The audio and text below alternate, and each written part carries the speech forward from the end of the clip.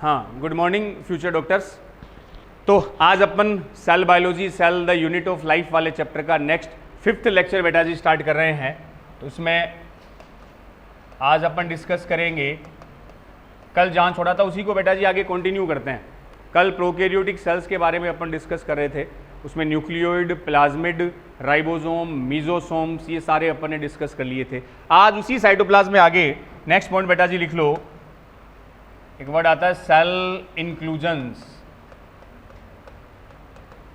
Cell inclusion वहां भी बताया था साइटोप्लाज्म के अंदर ही, हाँ, नॉन लिविंग पार्ट जो बताया था, सेल इंक्लूजन वर्ड लिखना, उसी में आगे कंटिन्यू कर लो। जैसे ए न्यूक्लियोइड बता दिया होगा, बी पे प्लाज्मिड था, सी पे राइबोसोम, डी पर मीजोसोम, तो ई मान लो इसको सेल इंक्लूजन। सेल में कुछ ग्रेन्यूल्स, कण जैसी स्ट्रक्चर होती है बच्चों, नॉन लिविंग पार्ट होता है सेल इंक्लूजन्स। तो सेल इंक्लूजन है क्या? ये नॉन लिविंग, नॉन लिविंग का मतलब निर्जीव, जिनमें मेटाबॉलिक एक्टिविटी नहीं होती। वायरस को क्या मानते हो? अपन बोला लिविंग और नॉन लिविंग के बीच की कनेक्टिंग लिंक, योजक कड़ी बताया था ना बच्चों, वैसे नॉन लिविंग ही है, क्योंकि वायरस में मेटाबॉलिक एक्टिविटी होता ही नहीं है। वायरस कब जिंदा होगा? जब वो किसी न किसी होस्ट की सेल में एंटर करेगा, वहां जाके अपनी नंबर रेप्लिकेट करके बढ़ाएगा। अकेला वायरस कैसा है?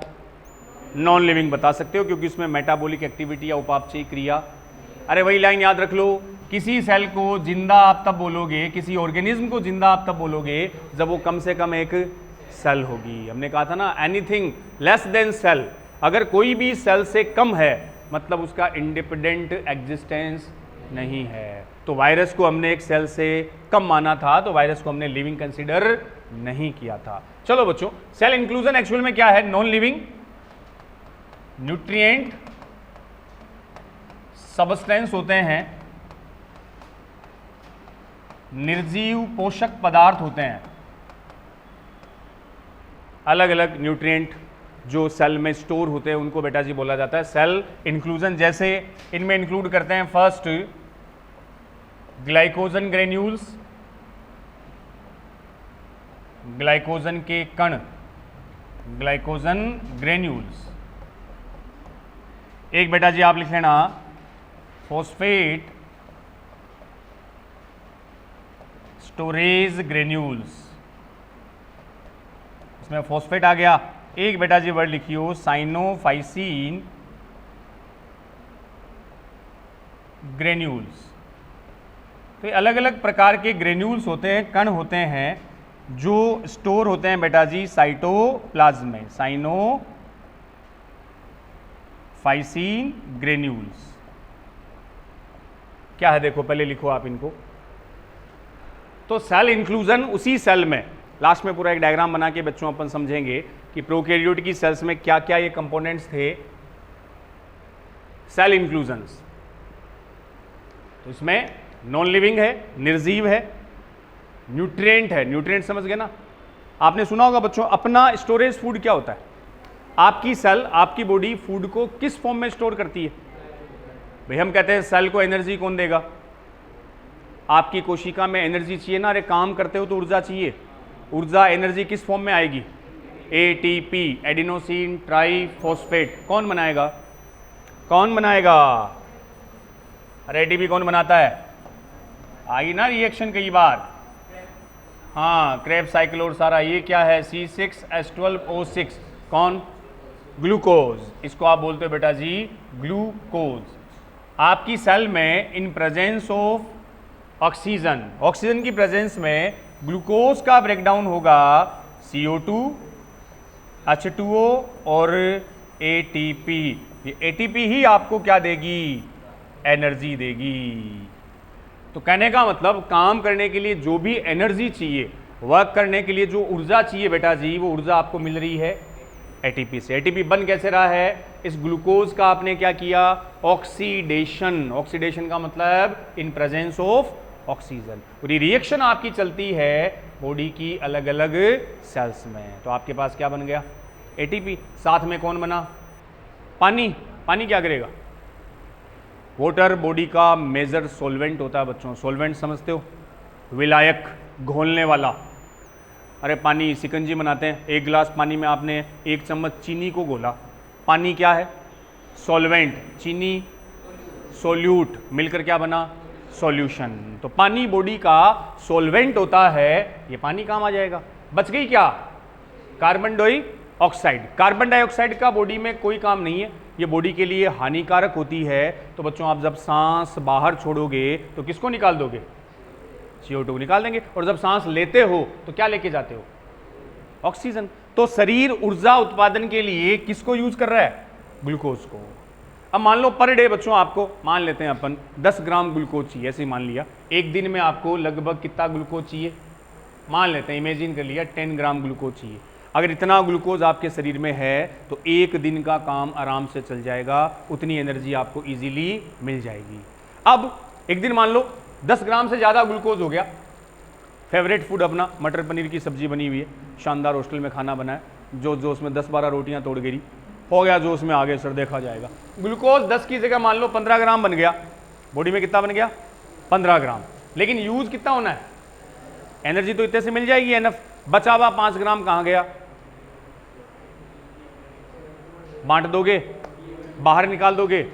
नहीं, इस एक्स्ट्रा ग्लूकोज को आपकी बॉडी क्या कर लेगी? स्टोर कर लेगी in the form of glycogen. तो आपके शरीर का संचित भोजन कौन?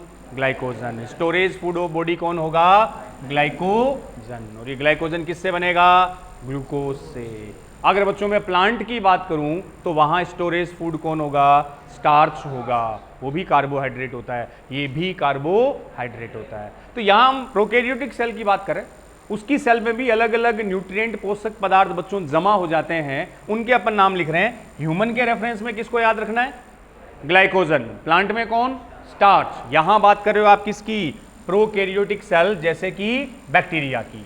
उसमें बेटा जी ग्लाइकोजन ग्रेन्यूल्स है, उसमें लिख लियो, ये एक तरह से उसका स्टोरेज फूड मान सकते हो, संचित भोजन के रूप में। छोटे छोटे ग्लाइकोजन के ग्रेन्यूल्स वहां जमा हो गए। फॉस्फेट के ग्रेन्यूल्स जमा हो जाते हैं, साइनोफाइसिन ग्रेन्यूल्स, ये भी बेटा जी मोस्टली BGA। BGA क्या होता है? ब्लू ग्रीन एल्गी, नील हरित शैवाल, इसी को बोला जाता है साइनो बैक्टीरिया। Cyanobacteria. और साइनो से इसका नाम क्या रखा? साइनोफाइसिन। ये बेटा जी एक्चुअल में स्टार्च के ग्रेन्यूल्स होते हैं, मॉडिफाइड स्टार्च ग्रेन्यूल, जिसमें नाइट्रोजन कार्बन होता है। तो नॉन लिविंग न्यूट्रिएंट वर्ड आ गया ना, न्यूट्रिएंट का मतलब पोषक। तो इसको आप अपने से कंपेयर कर लो, आपकी बॉडी में स्टोर हो रहा है ग्लाइकोजन, प्लांट में हो रहा है बच्चों स्टार्च, बैक्टीरिया में साइनोफाइसिन जो स्टार्च के फॉर्म में होते हैं। ग्लाइकोजन वर्ड भी आ गया और एक नया नाम आ गया फॉस्फेट स्टोरेज ग्रेन्यूल। फॉस्फेट के रूप में ये संचित होगा, फॉस्फेट स्टोरेज ग्रेन्यूल। और साइनोफाइसियन जो पार्टिकल्स है, जो कण है, वो मेनली किस में है? साइनो बैक्टीरिया, जिसको क्या कहते हो? ब्लू ग्रीन एल्गी, नील हरित शैवाल, ये कहलाएगा। तो ये सेल इंक्लूजन वाले पार्ट आ गए, एक तरह से स्टोरेड न्यूट्रिएंट्स होते हैं, संचित पोषक पदार्थ होते हैं। अगला बच्चों, सेल इंक्लूजन के बाद लिखो नेक्स्ट स्ट्रक्चर फ्लेजिला। अगली अपन एक स्ट्रक्चर लिखते हैं फ्लेजिला, कशाब। कशाब नहीं है, कशाब है, भालू वाला भैरे। कसाब तो वो था, कौन था? अजमल कसाब, नाम सुना है? अरे इंडिया पे टेरर अटैक हुआ था, नहीं पता? चलो अच्छी बात है, इन सब चीज़ों से दूर हो। हाँ, वो कशाब था, ये कशाब है। फ्लेजिला बच्चों, सीलिया फ्लेजिला क्या होते हैं?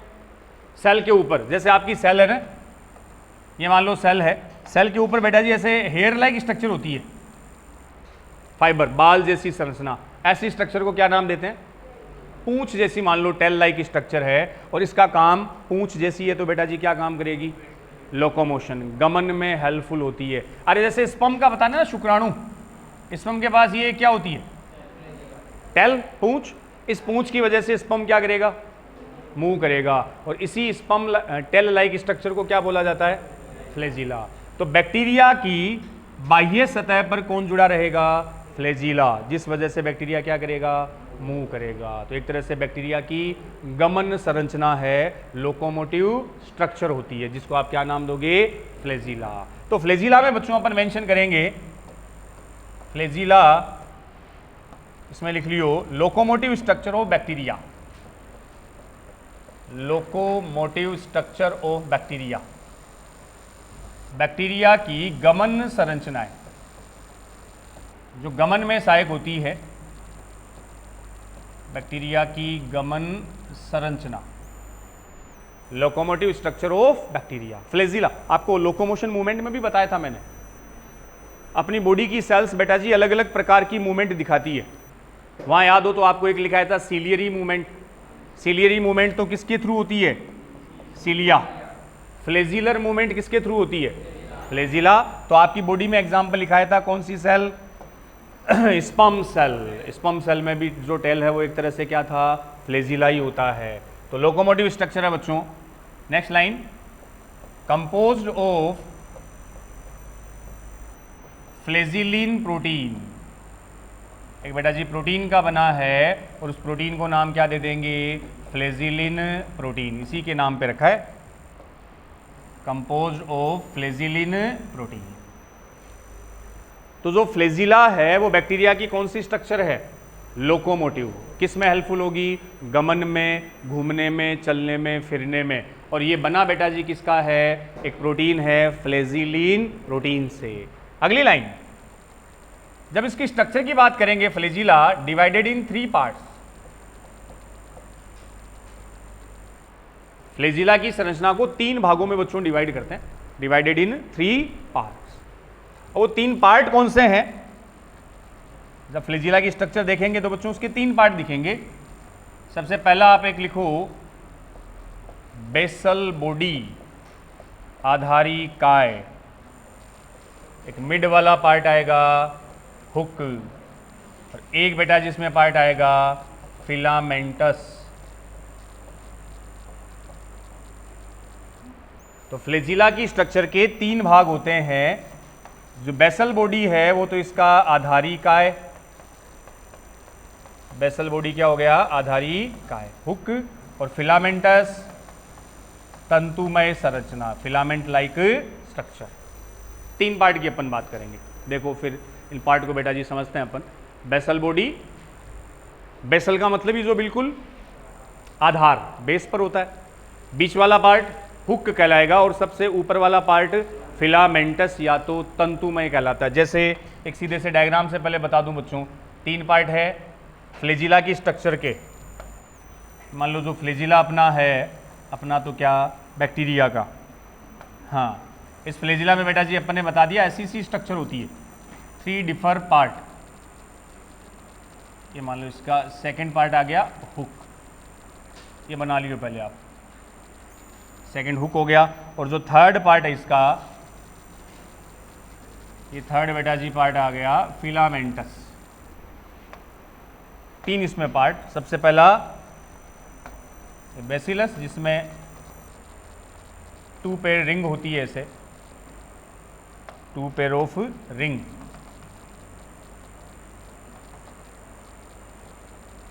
टोटल 4 रिंग इसमें प्रेजेंट होगी। तो इस पार्ट को अपन जो बेसल पार्ट है, ये वाला पार्ट कहलाएगा बेसल बॉडी बनाइए। मिड वाला जो पोर्शन है इसका, ये बेटा जी कहलाएगा हुक। और जो इसका लॉन्गेस्ट पार्ट कंसीडर करते हैं, इसको आप क्या बोल दोगे? फिलामेंटस। ये 3 पार्ट ऑफ फ्लैजिला। फिर एक एक पार्ट को समझते हैं। बैक्टीरिया की सेल वॉल, सेल मेम्ब्रेन से लगकर बाहर आके रहते हैं। तो बेसल बॉडी बिल्कुल बेस वाला, आधारी वाला भाग है इसका, बीच वाला हुक, और लास्ट वाला बेटा जी कौन सा आ गया? फिलामेंटस। ये 4 पेयर ऑफ रिंग होती है इसमें, यहां रिंग है, ये 2 पेयर ऑफ रिंग्स।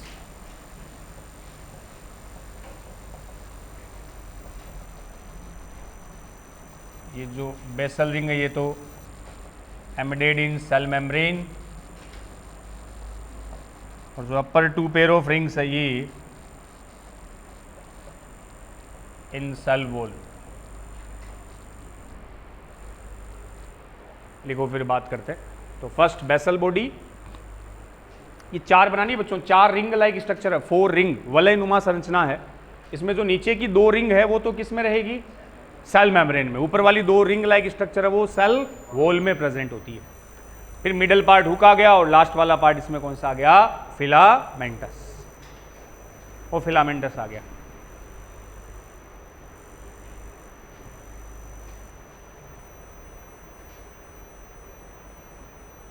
अब देखो स्ट्रक्चर ऐसे है, ये सेल मेम्ब्रेन और सेल वॉल का ये क्या लफड़ा है।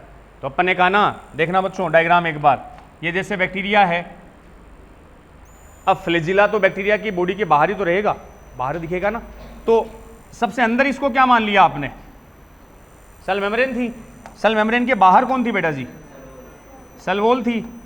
सबसे बाहर ग्लाइकोकैलिक्स थी, वही तो था। अब यहां देखना बोर्ड पे, ये रहा, ये अपना फ्लैजिला यहां से आ गया ऐसे बाहर, मान लो ऐसे। तो जो बिल्कुल इनर पार्ट है, यहां 2 रिंग है, वो दोनों रिंग किस में रहेगी, सेल मेम्ब्रेन में। अंदर वाली 2 रिंग सेल मेम्ब्रेन में है। फिर बेटा जी जो ऊपर डबल रिंग स्ट्रक्चर है वो दोनों किस में आ गई, सेल वॉल में, बाहर सेल वॉल है। तो ये बिल्कुल नीचे वाला पार्ट है, इसलिए हमने इसको बेसल बॉडी कहा है। बेसल बॉडी का फॉर्मेशन क्या करेगा, 2 पेयर ऑफ रिंग्स, टोटल कितनी 4, जिसमें जो 2 रिंग है वो तो सेल मेम्ब्रेन में, बाकी 2 सेल वॉल में होती है। ये बेटा जी अटैचमेंट करती है, उसको पकड़ के रखती है, फ्लैजिला को बैक्टीरिया की सेल से जोड़ के रखेगा ये रिंग लाइक स्ट्रक्चर। देन जो स्ट्रक्चर अब बाहर आ गई, ये वाला पार्ट, हुक में इतना याद रख लो, फ्लैजिला का मिड पार्ट है, मध्य भाग है, जो बेसल बॉडी और फिलामेंटस के बीच का पार्ट है, एक तरह से दोनों को कनेक्ट करेगा। देन सबसे बाहर जो लॉन्गेस्ट पार्ट है वो कौन सा है, फिलामेंटस, वो एकदम बाहर वाला थिन पार्ट है फिलामेंटस। क्लियर। अब लो पहले बात करते हैं बच्चों बेसल बॉडी की। तो बेसल बॉडी में आप मेंशन कर लो, नाम के अकॉर्डिंग बेसल पार्ट है, बिल्कुल आधारी भाग है, रोड लाइक स्ट्रक्चर होती है इसकी, छड़नुमा संरचना, road like structure, road like होगा। जो इस फ्लैजिला का सबसे कौन सा पार्ट हो गया बच्चों, बेसल पार्ट हो गया। इसमें presence of 2 pair ring,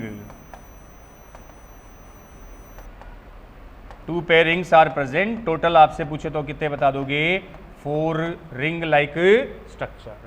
total 4 वलय प्रेजेंट होती है, और रिंग का काम एक तरह से उस फ्लैजिला को बैक्टीरिया के सेल वॉल से क्या करना, अटैच करना। अब कौन सी रिंग कहाँ है वो डायग्राम में आपने देख लिया, नीचे वाली 2 तो होगी सेल मेम्ब्रेन में, ऊपर वाली 2 होगी सेल वॉल में, बस इसमें इतना ही। तो बेसल पार्ट स्ट्रक्चर कैसी, रोड लाइक और composed of 2 pair of rings, total 4। Second बेटा जी हुक की बात करें, ये लो हुक पे आओ। तो हुक इसका कौन सा हो गया, मिड पार्ट हो गया, फ्लैजिला का मध्य भाग, जिसको आप क्या बोलोगे, हुक बोलेंगे। और एक तरह से ये हो गया बच्चों present between basal body and filaments. तो एक तरह से बेसल बॉडी और फिलामेंट को आप बोल सकते हो कनेक्ट करता है, या दोनों के बीच में पाया जाता है, वो एक ही बात हो गई।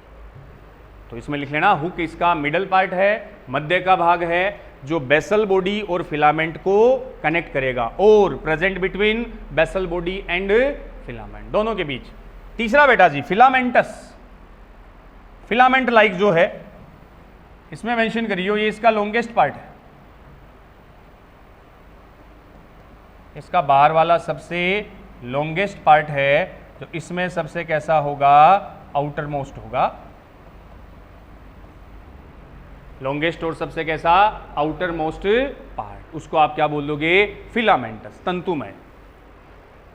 और आपसे पूछे फ्लैजिला में प्रोटीन कौन सी, फ्लैजिलीन, प्रोटीन कौन सी, फ्लैजिलीन। क्लियर बात। और मेन रोल इसका क्या हो गया, लोकोमोशन। अब देखो बच्चों, फ्लैजिला के बाद अपन बात करें, एक पिलाई वर्ड भी आता है बैक्टीरिया में, एक पिलाई वर्ड भी अपन यूज करते हैं। देखो उससे पहले छोटा सा वर्ड और लिखियो, जैसे फ्लैजिला था वैसे मैं एक और वर्ड लिख रहा हूं, पिलाई। पिली बोलते हैं, पिलाई बोलते हैं, पिलाई बोलते हैं वैसे तो, PILLI। क्या है ये? भी बैक्टीरिया की बॉडी के बाहर लगी हुई स्ट्रक्चर होती है। क्या है देखो सुनो बच्चों, जैसे ये वही बैक्टीरियल सेल, इसमें बेटा जी ये जो बड़ी स्ट्रक्चर दिख रही है इसको हम फ्लैजिला बोले, वो फ्लैजिला है। ऐसे ही कुछ फाइबर साइज में छोटे फाइबर भी बेटा जी लगे रहते हैं, ऐसे छोटे फाइबर, वो जो छोटे फाइबर लाइक स्ट्रक्चर होती है वो पिलाई। सबका अलग अलग रोल है। अभी अपन एक कंप्लीट डायग्राम से पूरे प्रोकैरियोटिक सेल को फिर से रिपीट करवाऊंगा मैं। बड़े फाइबर लाइक स्ट्रक्चर तो फ्लैजिला, फ्लैजिला का रोल आपको बता दिया, लोकोमोशन, गमन में हेल्पफुल कौन है? फ्लैजिला है। उसी बैक्टीरिया की सेल वॉल, सेल मेम्ब्रेन पर कई छोटे छोटे फाइबर भी लगे रहते हैं। इन स्मॉल साइज फाइबर को क्या बोलेंगे? पिलाई। इनका क्या फंक्शन है? पहली चीज, इनका लोकोमोशन में कोई रोल, ये गमन में सहायक नहीं होते। अगर मैं बैक्टीरिया से पिलाई को हटा भी दूं तो लोकोमोटिव प्रोसेस इफेक्टेड नहीं होगी। लोकोमोशन में कौन काम आ रहा है? फ्लैजिला। तो पिलाई में पहली लाइन अपन लिखेंगे, पिलाई क्या है? ये बेटा जी non locomotive structure. Non locomotive का मतलब इसका गमन में कोई रोल नहीं है। पहला मेजर डिफरेंस, फ्लैजिला अलग चीज है, पिलाई अलग चीज है। नॉन लोकोमोटिव का मीन हुआ गमन में सहायक नहीं होती बेटा जी। पिलाई गमन में सहायक नहीं होती। तो क्या करती है? तो इसका भी रोल है। पिलाई देखो क्या करती है, फिर आ रहे हैं अपन। पिलाई बेटा जी हट जा। पिलाई का रोल, पिलाई का रोल समझने के लिए अपन इसके दो टाइप्स पे डिस्कस करते हैं। बेस्ड ऑन साइज, आकार के आधार पे बेटा जी पिलाई दो प्रकार की है, फंक्शन भी इनका अलग अलग होता है। एक आप लिख लो लार्ज और लॉन्ग पिलाई, साइज के बेस पर। एक बेटा जी शॉर्ट और small pili. There are two type of pili, long और शॉर्ट। बड़े आकार की पिलाई, एक छोटे आकार की पिलाई। पिलाई में भी अलग है, कुछ साइज में बड़ी होती है, जैसे ये बनाई मैंने।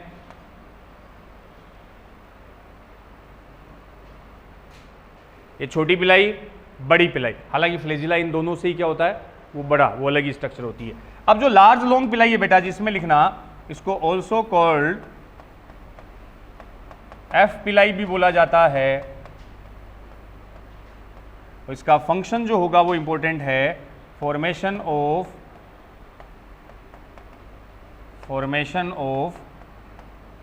Conjugation tube. Formation of conjugation tube लिख लो पहले, फिर समझते हैं। During conjugation, formation of conjugation tube during conjugation, संयुग्मन के दौरान संयुग्मन नलिका का निर्माण करती है। हिंदी नाम, संयुग्मन के दौरान, कॉन्जुगेशन को हिंदी में बोलेंगे बच्चों संयुग्मन। संयुग्मन के दौरान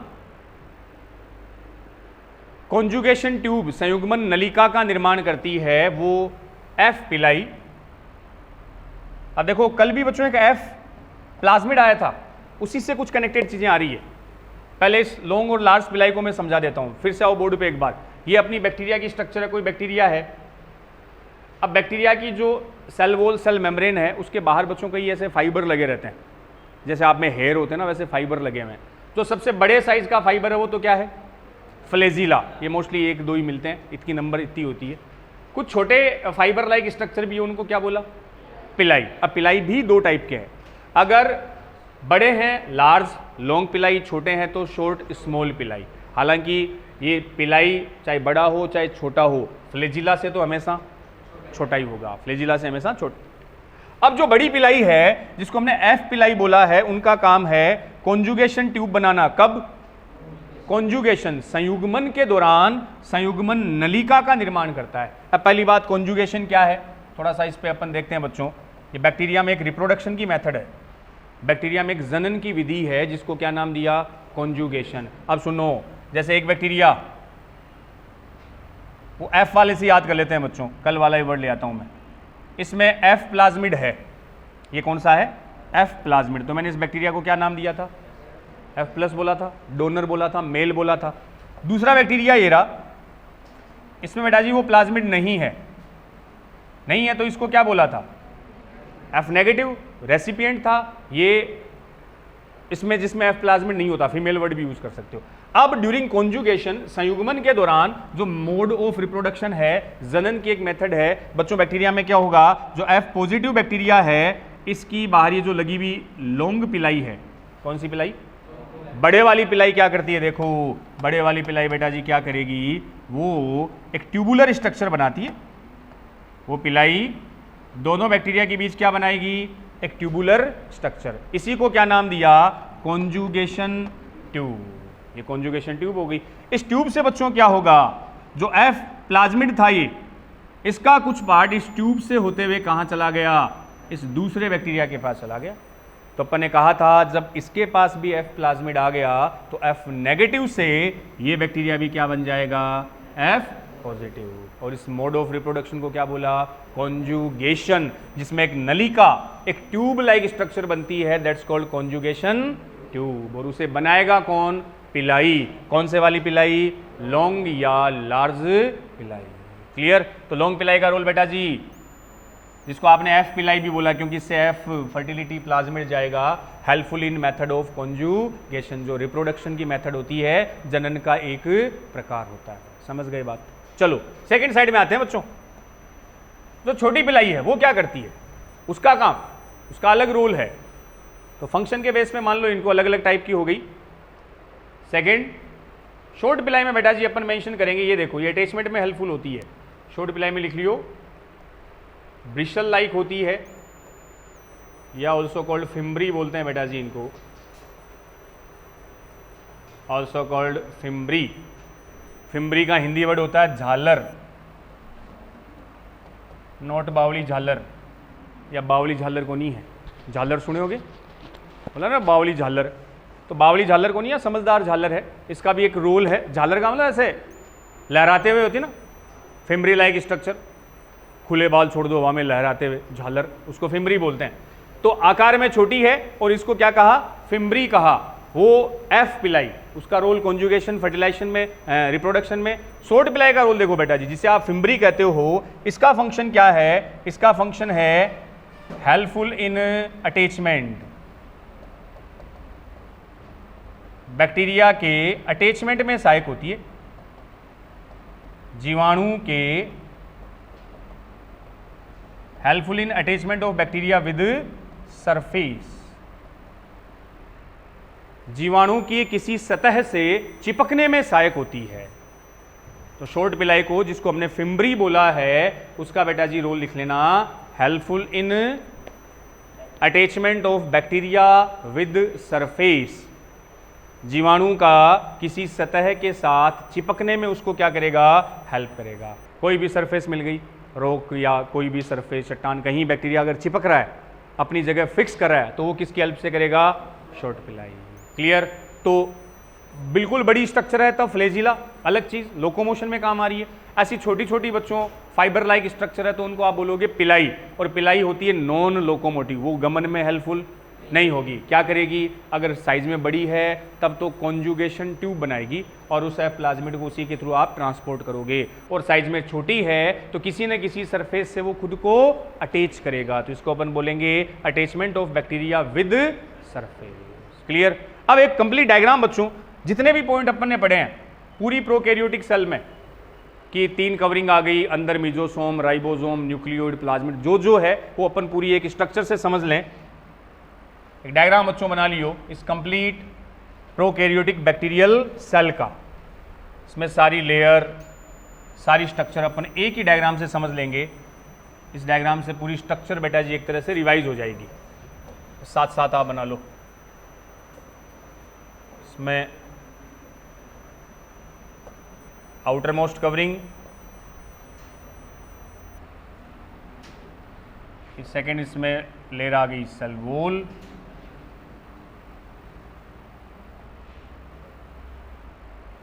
डबल, और जो सबसे आउटर है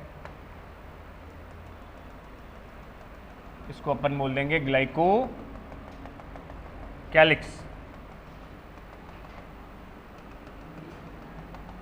ये लो, ये ट्रिपल कवरिंग अपन ने इंडिकेट कर दिया। अब बैक्टीरिया में बच्चों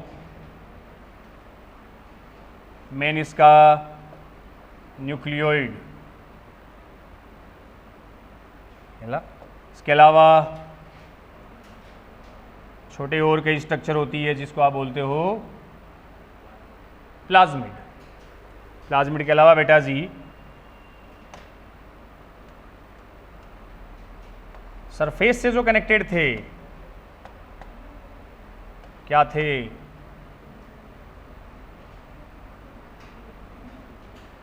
ये वाली सेल मेम्ब्रेन के इनफोल्ड से क्या बने थे? मीजोजोम। ये मीजोजोम आ गए। उसके अलावा इस कलर से अपन यहां बना दें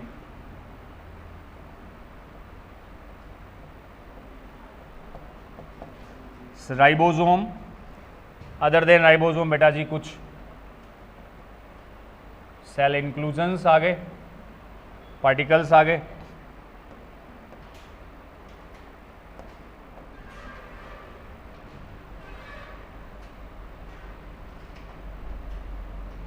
ये यहां पर बना लेंगे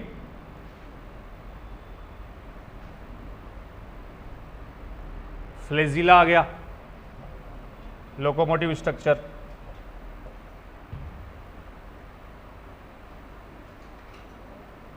ऐसे जो ट्यूबुलर है ये आ गया एफ पिलाई, और कुछ जो साइज में छोटे होते हैं बेटा जी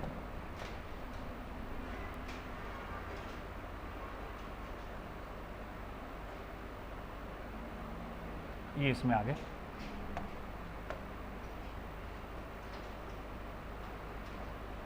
तो अलग अलग पिलाई फाइबर, साथ में मीजोजोम, राइबोसोम।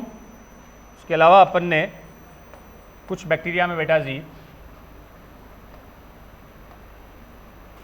पार्टिकल्स इसमें आ गए। तो आउटर कवरिंग से अपन ले लेते हैं। सबसे आउटर आ गया ग्लाइको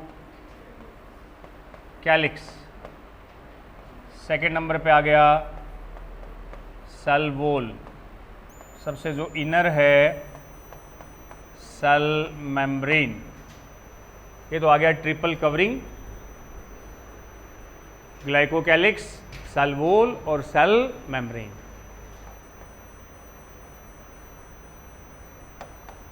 इन तीनों को तो बेटा जी कंबाइनली अपन बोल दिया था सेल का एनवेलप।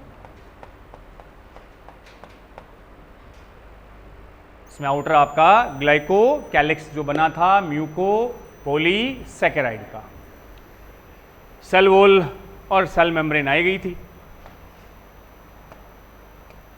अब स्ट्रक्चर में ये थे हाँ लॉन्ग पिलाई, या जिसको आपने एफ पिलाई बोला था, ये बेटा जी ट्यूबुलर एंड इलोंगेटेड होते हैं। ट्यूब नलिका रूपी और दीर्घित होते हैं, इलोंगेटेड। ये वाले थे शॉर्ट पिलाई, छोटे आकार के पिलाई, जो फिम्ब्री लाइक, झालर लाइक स्ट्रक्चर इनकी होती है। इन फोल्डिंग से जो बने थे ये वाली स्ट्रक्चर बेटा जी मीजोजोम,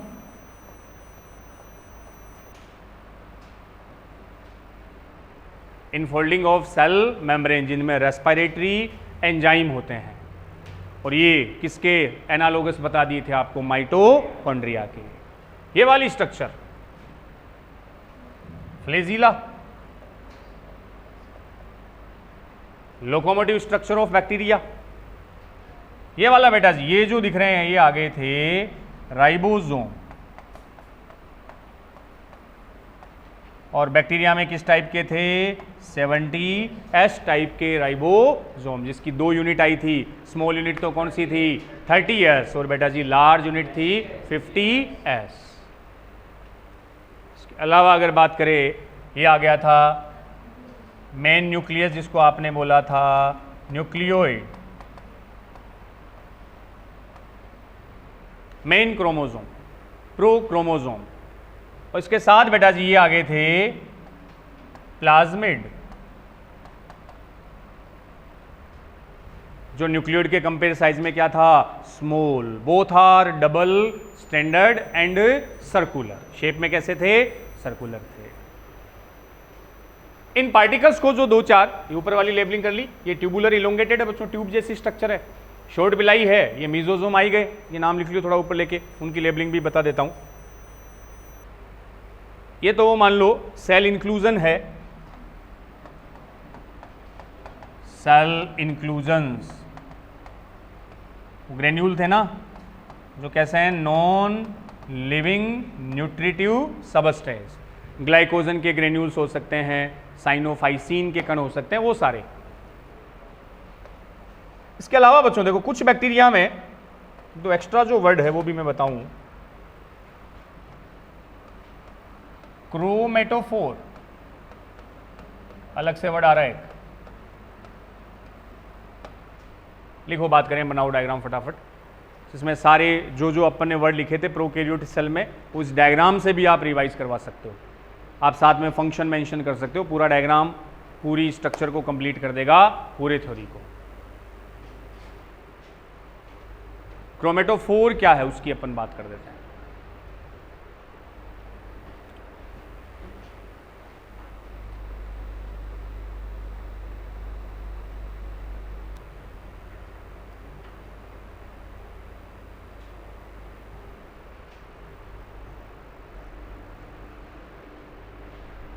बन गया, तो लिख सकते हो ना इसी डायग्राम से, जो थ्योरी आपने बच्चों 2 दिन में रीडिंग लगाई है वो पूरा इस डायग्राम से रिवाइज हो रहा है, क्या कौन से स्ट्रक्चर कहाँ है और उसके क्या रोल है। तो पहले सेल एनवेलप से पढ़ लेना आप कि सबसे बाहर ग्लाइकोकैलिक्स दिख रहा है, तो ये आगे लिख सकते हो किसका बना है, म्यूकोपॉलीसैकेराइड। ये पूरा डायग्राम एक तरह से समरी हो जाएगा, उस 2-3 पेज को इजीली आपको रिवाइज करवा देगा। अंदर बीच में सेल वॉल आ गई, जो आपने ग्राम पॉजिटिव नेगेटिव पेप्टाइडो ग्लाइकेन, खत्म बात।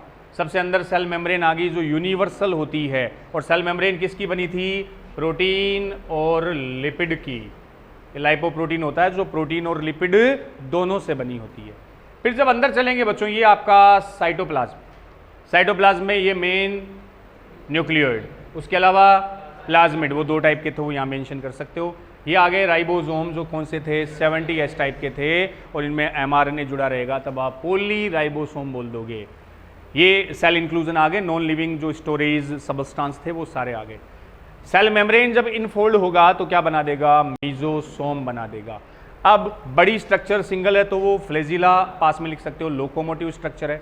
इससे छोटी है तो पिलाई, इसमें बड़ी है तो लॉन्ग मान लो, और वो छोटी है शॉर्ट। लॉन्ग का काम वो ड्यूरिंग कॉन्जुगेशन ट्यूब बनाना, और ये अटैचमेंट में काम आएगी, जुड़ने में हेल्पफुल होती है। अब एक नया वर्ड दिख रहा है बच्चों, क्रोमेटोफोर, किससे मिलता जुलता है, क्रोमोसोम, क्लोरोप्लास्ट। देखो क्रोमेटोफोर का मतलब होता है बच्चों, क्रोमेटोफोर कलर से इंडिकेट करते हैं, पिगमेंट से, अलग अलग कलर के जो पिगमेंट होते हैं उनके लिए बढ़ाता है क्रोमेटोफोर। क्रोमेटोफोर वैसे एक्चुअल में ये बेटा जी इनका रोल यहां होता है, क्लोरोफिल लाइक स्ट्रक्चर होती है, हरित लवक के जैसी संरचना होती है, और ये क्लोरोफिल तो होता नहीं, क्योंकि क्लोरोप्लास्ट तो डबल लेयर थे ना, वो तो यूकैरियोट में मिलते हैं, यहां नहीं मिलेगा। उसके जैसी स्ट्रक्चर होती है जो बेटा जी रेस्पिरेटरी पिगमेंट होते हैं, ये पिगमेंट वर्णक लाइक स्ट्रक्चर है, हरित लवक के जैसी संरचना, और ये सभी बैक्टीरिया में नहीं होते, जिनमें प्रेजेंट होते हैं बेटा जी क्रोमेटोफोर, फाउंड इन और present in blue green algae. ये किस में प्रेजेंट होंगे, ब्लू ग्रीन एल्गी में। लिखो, इसकी बात करते हैं, देखो है क्या, फोटोसिंथेटिक पिगमेंट है, लिखना पहले कैसे है, क्लोरोफिल समझ गए, हरित लवक। क्लोरोफिल नहीं है, क्यों नहीं है, क्योंकि मैंने बताया था माइटोकॉन्ड्रिया और क्लोरोप्लास्ट पर मेम्ब्रेन डबल थी, और मेम्ब्रेन वाली स्ट्रक्चर तो प्रोकैरियोट में होती नहीं है, तो क्लोरोप्लास्ट नहीं है बच्चों, उसके जैसी सी एक स्ट्रक्चर है, दैट्स कॉल्ड क्रोमेटोफोर। अरे माइटोकॉन्ड्रिया नहीं है, लेकिन उसके जैसी सी स्ट्रक्चर मीजोजोम है। तो कुछ बैक्टीरिया में क्लोरोफिल लाइक एक स्ट्रक्चर होती है, क्लोरोप्लास्ट के जैसी संरचना होती है, दैट्स कॉल्ड क्रोमेटो पिगमेंट है, कलर देंगे। जैसे क्लोरोफिल से लीव्स कैसी होती है, हरी ग्रीन, वैसे ही कलर देंगे। और ये किस में प्रेजेंट होगा, ब्लू ग्रीन एल्गी। एक इंपॉर्टेंट चीज आती है बच्चों, जब अर्थ पे लाइफ स्टार्ट हुई थी ना, 12th में एक चैप्टर आएगा इवोल्यूशन। इवोल्यूशन आपको बताएगा कि अर्थ पे पहली लाइफ कैसे आई, या यूं बोलें तो ब्रह्मांड कैसे आया, यूनिवर्स कैसे बना, उस पर अर्थ कैसे आई। आपने बिग बैंग कंसेप्ट सुना होगा कहीं, बहुत बड़ा एक थर्मल एक्सप्लोजन हुआ, बहुत बड़ा बादल फटा, उसके कई छोटे छोटे पार्ट बने, उसी में से एक प्लेनेट आपका अर्थ था। अर्थ आया तो अर्थ पे, पृथ्वी पर पहली लाइफ कैसे आई, मुर्गी आया कि अंडा आया, सबसे पहले कैसे ऑर्गेनिज्म आएंगे, सिंपल की कॉम्प्लेक्स, सबसे सिंपलेस्ट आए थे। और जो स्टार्टिंग में लाइफ आई थी ना, वो बेटा जी अनएरोबिक थी। अनएरोबिक बोले तो AYVA, क्योंकि इनिशियल स्टेज में अर्थ पर फ्री ऑक्सीजन थी नहीं। जब लाइफ स्टार्ट हुई तो अर्थ पर बेटा जी ऑक्सीजन ही नहीं थी। जब ऑक्सीजन नहीं थी तो रेस्पिरेशन एरोबिक होगा कि एनारोबिक होगा, एनारोबिक AYVA होगा। तो फर्स्ट जो लाइफ था, पहला जीवन था, वो कैसा था, अनएरोबिक, क्योंकि उस टाइम पृथ्वी पर, अर्थ पर ऑक्सीजन थी नहीं। देन बेटा जी अर्थ पर कौन आए, ब्लू ग्रीन एल्गी, साइनोबैक्टीरिया। उनमें क्या है, क्रोमेटोफोर, जो किसके जैसे थे, लाइक क्लोरोप्लास्ट, क्लोरोफिल। और बेटा जी क्लोरोप्लास्ट का काम क्या करना, फोटोसिंथेसिस, प्रकाश संश्लेषण। तो ये भी क्या करते थे, फोटोसिंथेसिस। और हम सबको पता है फोटोसिंथेसिस के टाइम प्लांट यूज क्या करता है, CO2, और छोड़ता क्या है, O2। तो जब इन्होंने फोटोसिंथेसिस स्टार्ट किया, तब एटमॉस्फेयर में क्या रिलीज की, ऑक्सीजन। तो सबसे पहले ऑक्सीजन किसने रिलीज की, ब्लू ग्रीन एल्गी। और जब बच्चों एटमॉस्फेयर में ऑक्सीजन आई तो धीरे धीरे आपका एटमॉस्फेयर कैसा हुआ, ऑक्सीडाइज हुआ। और जब ऑक्सीजन आ गई, देन ऐसे ऑर्गेनिज्म डेवलप हुए जिन्होंने कौन सा रेस्पिरेशन स्टार्ट किया, एरोबिक। तो पहली लाइफ कैसी थी, अनएरोबिक, क्योंकि अर्थ पे फ्री ऑक्सीजन थी नहीं। तो सबसे पहले ऑक्सीजन रिलीज करने का जो क्रेडिट जाता है वो किनको जाता है, ब्लू ग्रीन एल्गी, ये सबसे पहले आए थे। इनमें कौन आया था, क्रोमेटोफोर, जो किसके जैसा था, क्लोरोफिल नहीं था, उसके जैसा था। तो इन्होंने क्या स्टार्ट कर दिया, फोटोसिंथेसिस। और क्या रिलीज हुई, ऑक्सीजन। तो चारों तरफ ऑक्सीजन हो गई। और जब ऑक्सीजन आ गई तो आपने, या ऐसे ऑर्गेनिज्म आ गए जिन्होंने क्या स्टार्ट कर दिया, एरोबिक रेस्पिरेशन। तो first time oxygen evolve release करने वाला अगर आपसे ऑर्गेनिज्म पूछा जाए तो बेटा जी वो कौन होगा, BGA। तो इन बैक्टीरिया लाइक स्ट्रक्चर में क्या मिलेंगे, क्रोमेटोफोर। किससे कनेक्टेड है, फोटोसिंथेसिस। तो इन क्रोमेटोफोर का भी यहां रोल आप मेंशन कर सकते हो, फोटोसिंथेटिक पिगमेंट, प्रकाश संश्लेषी वर्णक होते हैं। लेकिन हर बैक्टीरिया में नहीं, BGA में ही मिलेंगे, फाउंड इन और present in blue green algae. Photosynthetic pigment है, ये वाली स्ट्रक्चर आ गई। तो क्लियर, डायग्राम समझ गए। ये क्रोमेटोफोर,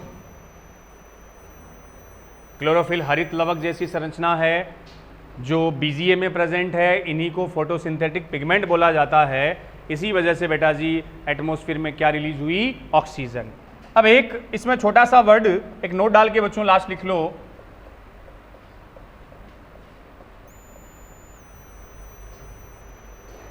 आपसे पूछे कि प्रोकैरियोट की सेल में क्या कोई मेम्ब्रेन बाउंड स्ट्रक्चर होती है, मेम्ब्रेन बाउंड कोई ऑर्गेनल्स होता है, क्या लाइन आई थी, प्रोकैरियोट में मेम्ब्रेन बाउंड स्ट्रक्चर एब्सेंट होती है। ये जो राइबोसोम थे, मीजोसोम थे, सारे मेम्ब्रेन लेस होते हैं। लेकिन बेटा जी एक्सेप्शनली, एक नोट डाल के अपन लाइन लिख रहे हैं, exceptionally prokaryote cell, exceptionally prokaryotes, exceptionally बोले तो अपवाद स्वरूप, अपवाद है ये। Exceptionally prokaryotes have following membrane bound structure। कुछ प्रोकैरियोट्स में ये झिल्ली युक्त संरचना पाई जाती है। Exceptionally prokaryotes have following membrane bound structure. Hindi में लिखना कि अपवाद स्वरूप कुछ प्रोकैरियोट्स में निम्न झिल्ली युक्त संरचना उपस्थित होती है। अपवाद स्वरूप, एक्सेप्शन है बेटा जी, ये नॉर्मली नहीं मिलेगा। तो अपवाद स्वरूप कुछ प्रोकैरियोट्स में निम्न झिल्ली युक्त संरचना पाई जाती है। फॉलोइंग मेम्ब्रेन बाउंड स्ट्रक्चर, उसमें दो नाम आएंगे। फर्स्ट अभी जो आपने लिखा था, एक तो ये क्रोमेटोफोर और सेकंड बेटा जी एक लिखना गेस वैक्यूल। लिखो फिर बात करें तो exceptionally prokaryotes have following membrane bound structure.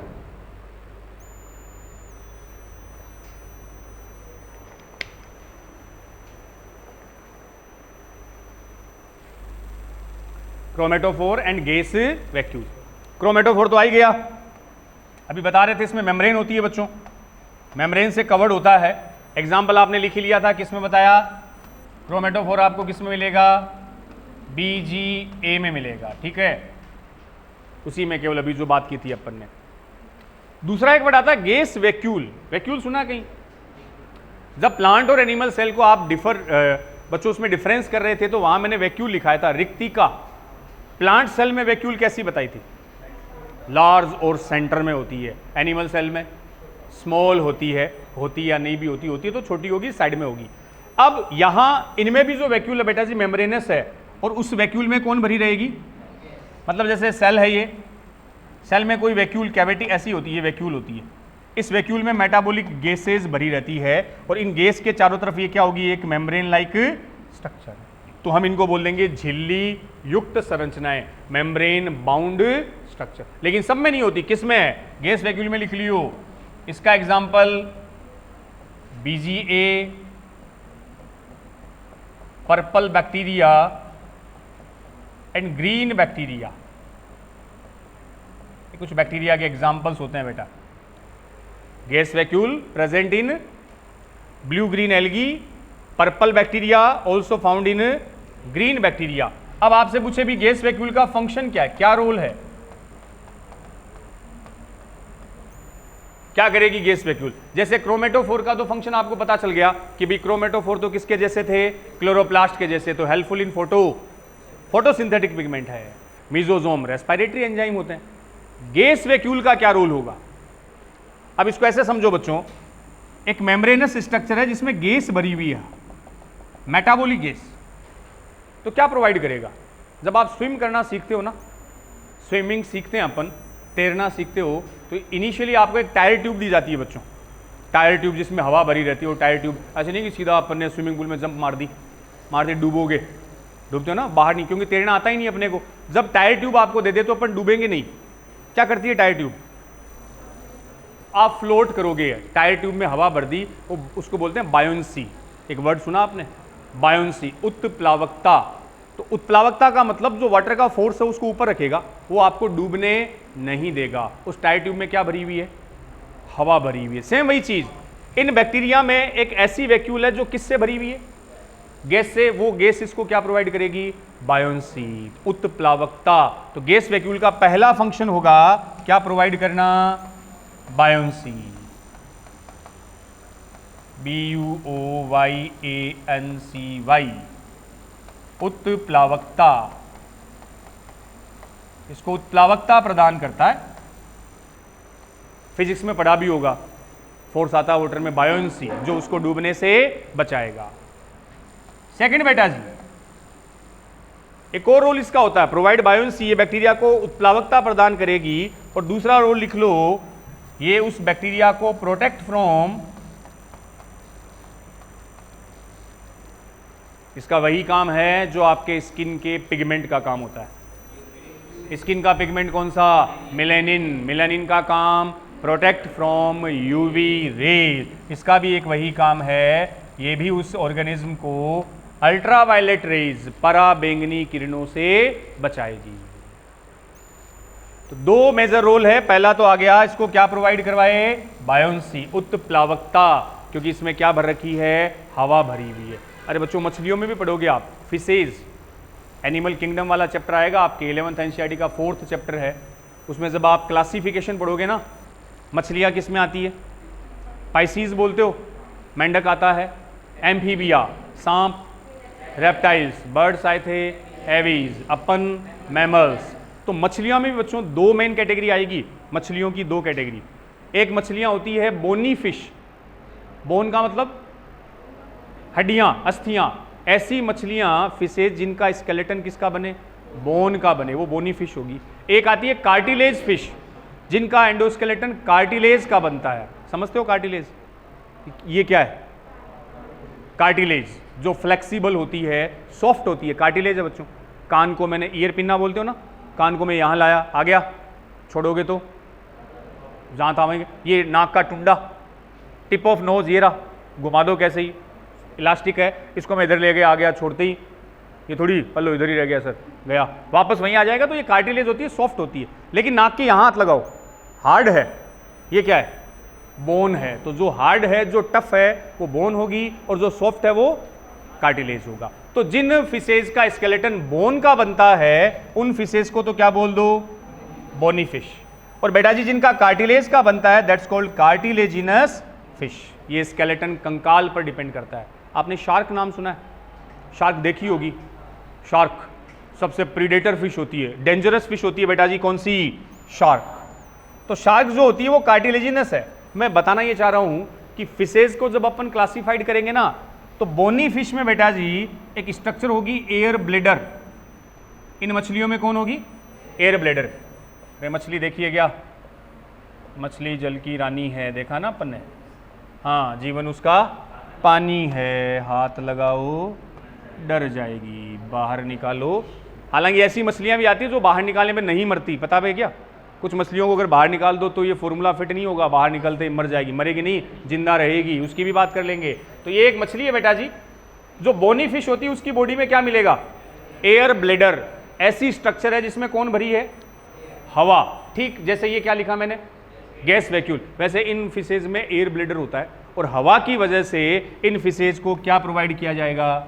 Buoyancy. तो बेटा जी जो बोनी फिश होती है, अगर वो पानी में तैर रही है, तैरते तैरते मान लो उसको झपकी आ गई, झपकी समझ गए, नींद आ गई मान लो तैरते तैरते, तो नींद आने के बाद भी मछली डूबेगी नहीं, पानी में तैरती रहेगी। क्यों? क्योंकि उस फिश में क्या है?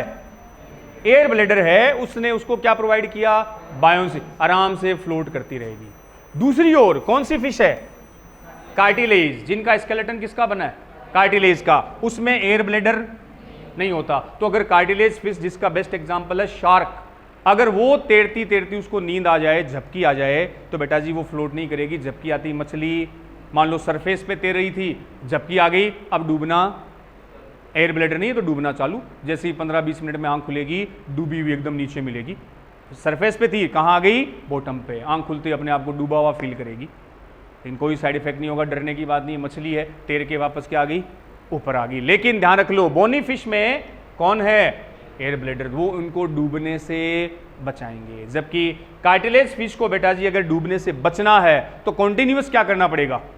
स्विम करना पड़ेगा, तैरना पड़ेगा, जबकि इसको कॉन्टिन्यूअस तैरने की रिक्वायरमेंट नहीं। तो मछलियों का एयर ब्लेडर, इनकी गैस वैक्यूल, दोनों का रोल बायोंसी। हवा भरी है तो बायोंसी प्रोवाइड करेगा। और कौन से बैक्टीरिया में मिलेंगे आपको? Blue green algae, purple bacteria और ग्रीन बैक्टीरिया। ये गैस वैक्यूल और क्रोमेटोफोर कैसी स्ट्रक्चर हो गई? Membrane bound structure. लास्ट आओ देखे, प्रोकैरियोटिक सेल में एक लास्ट एनसीईआरटी का पॉइंट है बेटा जी, छोटा सा। ये जो बैक्टीरिया की शेप है, shape of bacterial cell, 4 category बता रखी है अलग अलग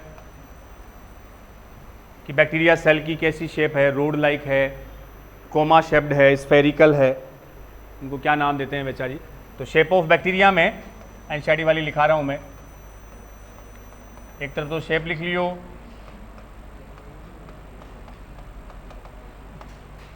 एक तरफ बेटा जी बैक्टीरिया लिख लियो। तो शेप जैसे आ गई कि रोड लाइक शेप है, या कोमा शेप्ड है, या स्फेरिकल है, और स्पाइरिलम शेप्ड है। कैसी शेप है? 4 शेप बता रखी है, रोड लाइक, कुछ बैक्टीरिया बेटा जी ऐसे रोड लाइक शेप के होते हैं, कुछ कोमा शेप्ड होते हैं, ऐसे स्फेरिकल होते हैं, स्पाइरल होते हैं। कैसी शेप है उसके अकॉर्डिंग। रोड लाइक बैक्टीरिया का एग्जाम्पल बेटा जी आता है बेसिलस, कोमा शेप्ड आते हैं विब्रियो, स्फेरिकल पढ़ेंगे आपने, विब्रियो कोलेरीड नाम सुने हुए हैं, कोमा शेप्ड, ये इनकी अलग अलग स्ट्रक्चर होती है। तो बेसिलस, उसमें आता है एक बेसिलस थुरिंजिएसिस बैक्टीरिया का नेम है, Bacillus thuringiensis. Vibrio, Vibrio cholerae bacteria का नेम। इसमें कोकस बैक्टीरिया, स्पाइरल में स्पाइरिलम बैक्टीरिया। ये अलग अलग बैक्टीरिया जिनकी शेप अलग अलग होती है बच्चों। स्ट्रेप्टोकोकस बैक्टीरिया के नेम आते हैं, कॉर्निफाइडिम, ये स्पाइरल बैक्टीरिया। शेप के अकॉर्डिंग 4 कैटेगरी में बता रखा है आपको अपनी एनसीईआरटी का। तो शेप ऑफ बैक्टीरिया और उनकी स्ट्रक्चर ये लिख लियो।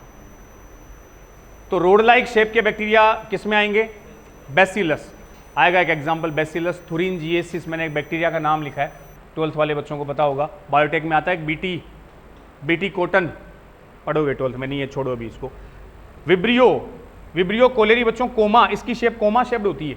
कोमा लगाते हैं ना, ऐसा लगाते हैं वैसे तो, ये वाली कोमा सही है।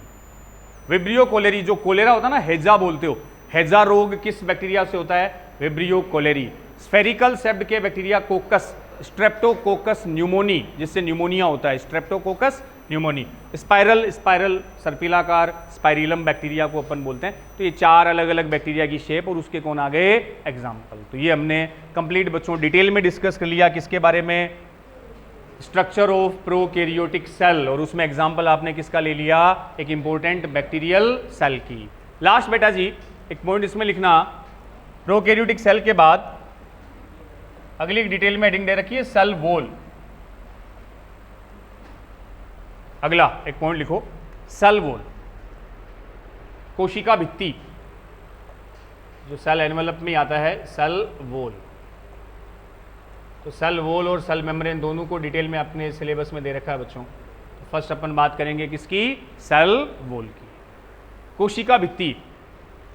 अब पीछे बच्चों प्रोकैरियोटिक सेल में आपने पढ़ ली थी कि सेल वॉल सेल एनवेलप का ही पार्ट है।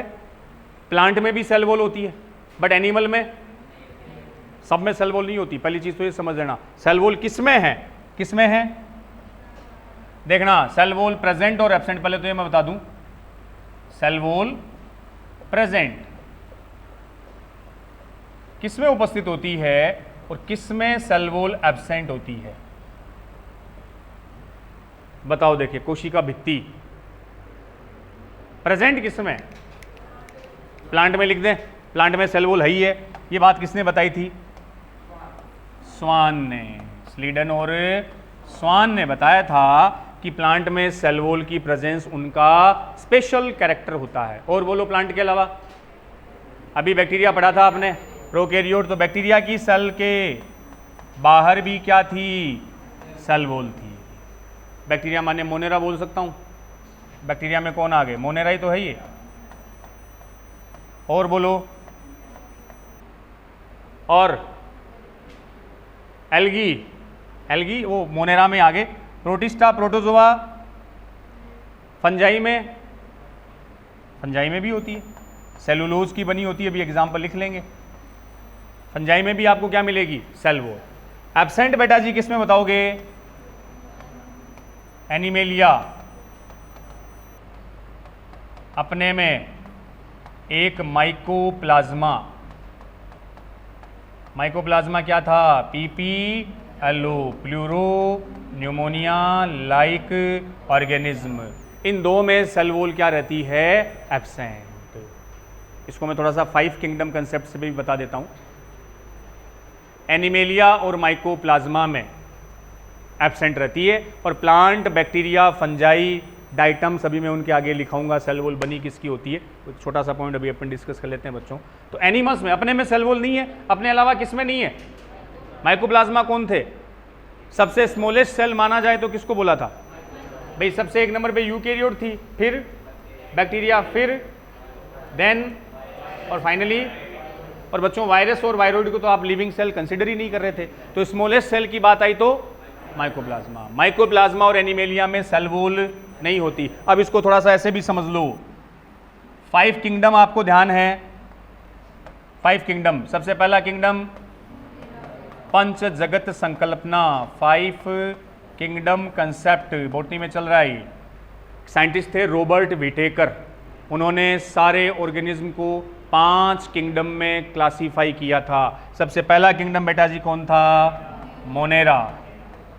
मोनेरा के बाद आया था प्रोटिस्टा, प्रोटिस्टा के बाद प्लांटी, फंजाई, कुछ भी रख सकते हो, फिर आया था प्लांटी, और फाइनली अपने वाला एनीमेलिया। ये 5 किंगडम कंसेप्ट था बच्चों। अब मोनेरा में आपको पता है बैक्टीरिया मोनेरा होते हैं। मोनेरा एक अकेला ऐसा किंगडम है जिसकी सेल कैसी है? प्रोकैरियोट्स। बाकी सब में बेटा जी इन सब की सेल कैसी होगी? यूकैरियोट्स। ध्यान से सुनियो, यूकैरियोट। अब देखो हम सेल वॉल की बात कर रहे हैं, सेल वॉल किस में है किस में नहीं है। 5 किंगडम ध्यान है आपको, Monera, protista, fungi, Plantae, animalia. Monera की सेल, बैक्टीरिया मोनेरा थे तो बैक्टीरिया की सेल कैसी आई थी?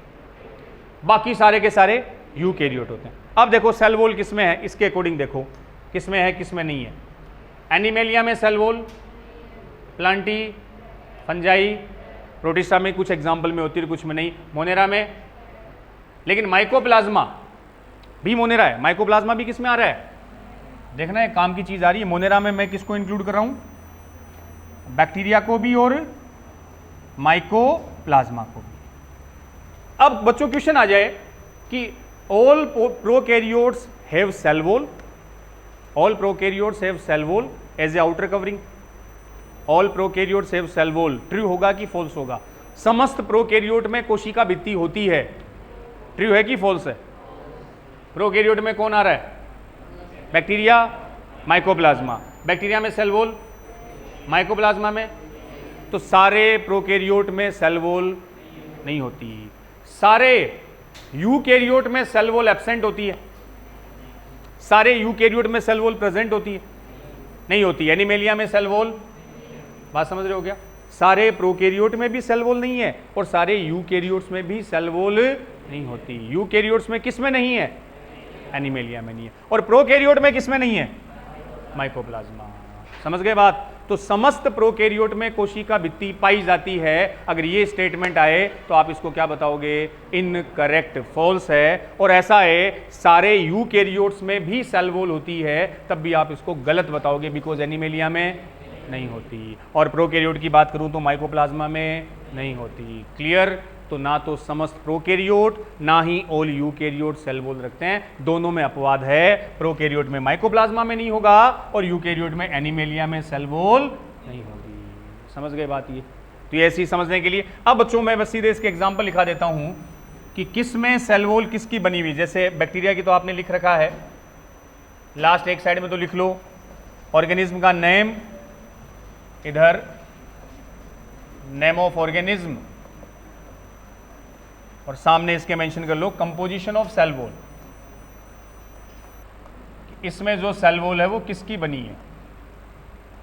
कंपोजिशन ऑफ सेल वॉल, कोशिका भित्ति का संगठन। Yes sir, composition of cell wall. हाँ, ऑर्गेनिज्म और कंपोजिशन ऑफ सेल वॉल। बच्चों किस ऑर्गेनिज्म की सेल वॉल किसकी बनी है वो अपन देख लेते हैं। पहला एग्जांपल तो अभी आपने पढ़ा वही लिख देता हूं यहां, आप खुद ही बता दो। बैक्टीरिया, अगर मैं बैक्टीरिया लिखूं तो सेल वॉल किसकी बनाओगे? पेप्टाइडोग्लाइकेन। किसकी बनाई? पेप्टाइडोग्लाइकेन, पेप्टाइडोग्लाइकेन, पेप्टाइडोग्लाइकेन, जो क्या है? पॉलीमर ऑफ नाग और नाम, पॉलीमर ऑफ नाग और नाम। क्लियर? बैक्टीरिया के बाद बेटा जी लिखा प्लांट सेल की अगर बात करूं, प्लांट की सेल वॉल, बोलो सेलुलोज। प्लांट में आया सेलुलोज, सेलुलोज के साथ बेटा जी आएगा हेमी सेलुलोज, इसके साथ आएगा एक केमिकल पैक्टीन प्लस थोड़ा बहुत प्रोटीन, सब कार्बोहाइड्रेट है ये देखो, प्रोटीन के अलावा करेंगे बात। प्लांट के बाद हमने लिखा एल्गी, एल्गी की जो सेल वॉल है सेलुलोज, गैलेक्टेंस, मेनेंस और मिनरल्स। मिनरल्स में मेनली कैल्शियम कार्बोनेट्स आते हैं। और एल्गी के बाद बेटा जी मैंने लिखा फंजाई, फंजाई की सेल वॉल जो अभी आप बोल रहे थे काइटिन, फंजाई की सेल वॉल किसकी बनेगी? काइटिन की। ये composition of cell wall. Then लिखा डाइटम, एल्गी के पार्ट होते हैं सेलुलोज एंड सिलिका। कुछ आप इंपॉर्टेंट ऐसे ऑर्गेनिज्म लिख लो और उनकी बेटा जी सेल वॉल किसकी बनी है, अपन उसकी बात करें। बैक्टीरिया जिसके बारे में अपन डिस्कस कर चुके, बैक्टीरिया की सेल वॉल बेटा जी किसकी बनी थी? पेप्टाइडोग्लाइकेन। नाग की फुल फॉर्म आई थी एन एसिटिल ग्लूकोसेमाइन, नाम आया था N acetyl muramic acid. Carbohydrate के मॉडिफाइड होते हैं। प्लांट भी इंपॉर्टेंट है, प्लांट की सेल वॉल सेलुलोज सुना गया क्या होता है? हाँ सेलुलोज बच्चों देखो कार्बोहाइड्रेट ही है, सेलुलोज, हेमी सेलुलोज और पैक्टीन। फिर बोलता हूं बायोमोलिक्यूल का थर्ड लेक्चर डलेगा, उसमें मैंने कार्बोहाइड्रेट और डिटेल में बता रखा है। सेलुलोज, हेमी सेलुलोज, पैक्टीन पढ़ेंगे, सुनो। सेलुलोज, हेमी सेलुलोज, पैक्टीन, ये तीनों कार्बोहाइड्रेट है, चौथा तो है ही क्या? ये प्रोटीन है। ऐसी एल्गी सवाल में बच्चों एक तो कौन है? सेलुलोज। सेलुलोज का एक यूनिक फीचर है, most organic, most abundant organic compound on earth. पूरी पृथ्वी पर सबसे ज्यादा मिलने वाला ऑर्गेनिक कंपाउंड आपसे पूछे तो हम क्या बोलेंगे? सेलुलोज। तो बच्चों एल्गी में भी कौन? सेलुलोज। एक मैंने वर्ड लिखा गैलेक्टेन, एक लिखा मेनेन। गैलेक्टेन एक शुगर होती है गैलेक्टोज, मेनेन एक शुगर होती है मैनोज। ये शुगर के मॉडिफाइड होते हैं। और कुछ मिनरल्स जिसमें मेन होता है कैल्शियम कार्बोनेट। फंजाई की सेल वॉल बेटा जी इंपॉर्टेंट है, काइटिन की बनी होगी, जबकि डाइटम्स एल्गी के ही मॉडिफाइड फॉर्म होते हैं, उनकी सेल वॉल सेलुलोज और सिलिका। तो मेन जो सेल वॉल है बेटा जी, इस कंपोजिशन से आप देखोगे उनमें लगभग में कौन आपको मिलेगा? सेलुलोज। तो सेलुलोज को बोला जाता है most abundant organic compound on earth. कौन? सेलुलोज। तो ये आप देख लियो, बाकी अपन डिस्कस करेंगे इसके बारे में अगले लेक्चर में। वही तब तक के लिए थैंक यू, जय हिंद।